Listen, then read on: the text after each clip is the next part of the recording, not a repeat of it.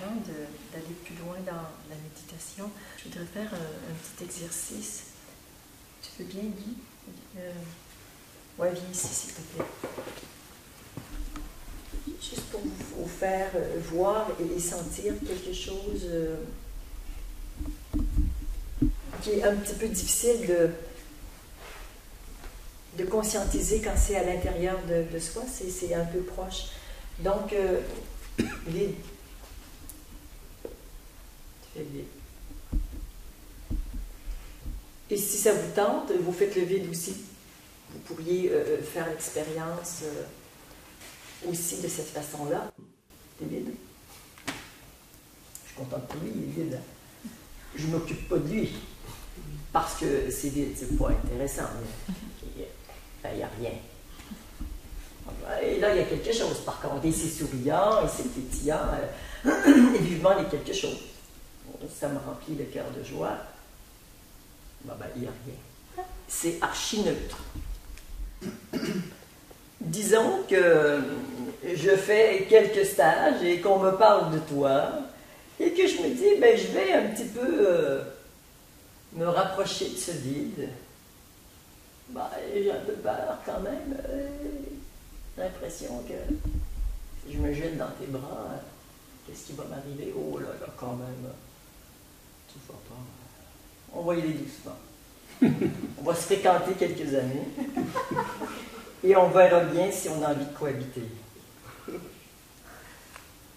Et puis j'arrive à dépasser mes peurs. Tu m'attires, mais tu m'effraies. Tu m'attires pas mal. J'ai envie de me fondre en toi, mais je m'approche tout doucement. Je me dis, mais j'ai comme envie de disparaître en toi. Qu'est-ce que ça te fait quand je me rapproche comme ça?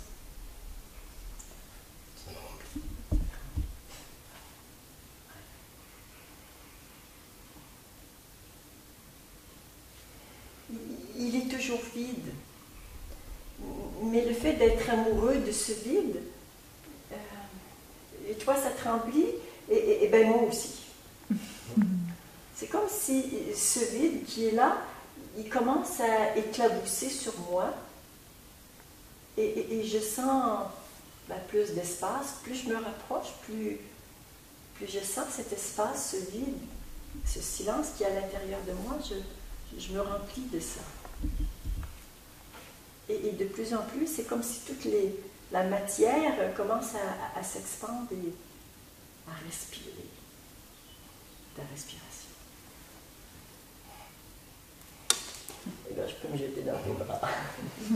C'est un prétexte. Bon, merci. C'est ça qui se passe quand on médite. Il est là, ce vide magnifique, mais quand notre attention est ailleurs, notamment dans le mental, dans les préoccupations et tout ça, il est magnifique et toujours là, disponible. Ça demande que je le regarde, que je m'en rapproche. Lui, il ne peut pas venir vers moi parce qu'il est immobile. La faculté du mouvement appartient à l'humain, pas à lui. Il n'y a pas les moyens, il n'y a pas la capacité de venir vers moi. Donc c'est forcément moi qui vais vers lui. C'est moi qui me jette dans ses bras. C'est moi qui invente qu'il est dangereux ou que j'ai besoin de l'apprivoiser. C'est tous mes petits besoins humains. Mais dès que j'ai dépassé ça et que je peux vraiment me détendre en lui, c'est comme si je l'intègre. C'est notre travail à nous de faire cette démarche. Il est toujours là et il n'est pas malheureux qu'on ne s'en occupe pas. Mais on peut le faire vivre et on peut l'intégrer, on peut en jouir intérieurement. Tout ça, ça s'appelle la méditation. Donc c'est juste on a l'habitude de regarder à l'extérieur. Pas que, et surtout pas avec les yeux physiques, mais avec les yeux de la conscience. Je deviens consciente de toi. Hein? Je te regarde avec la conscience. Ou bien à l'extérieur, mes pensées, mes émotions, le corps physique. On regarde toujours quelque chose. Et puis la conscience commence à regarder rien. Et ça passe tellement inaperçu. Dieu s'est infuté, hein? Il s'est déguisé en rien pour pas qu'on le reconnaisse. Malin. Mais quand on peut le goûter, s'en rapprocher, l'intégrer, le prendre en soi, quel heureux mariage.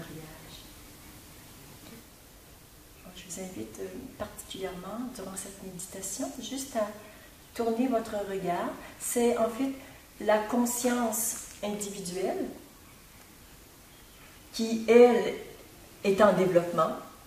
Vous n'avez pas la même conscience maintenant que vous aviez il y a 10 ans, et dans 10 ans, elle sera encore différente.